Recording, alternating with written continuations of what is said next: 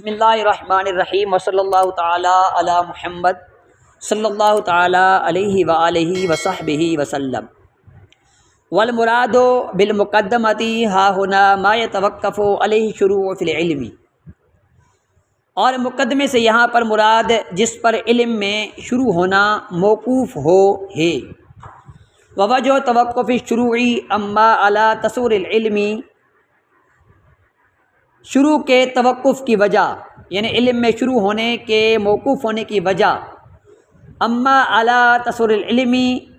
یا علم پر یا علم کے تصور پر موقوف ہونا ہے۔ فلأن الشارع فی العلم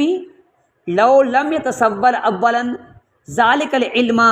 لکان طالبا للمجہول المطلق وهو محال، کیونکہ علم میں شروع ہونے والا اگر اولاً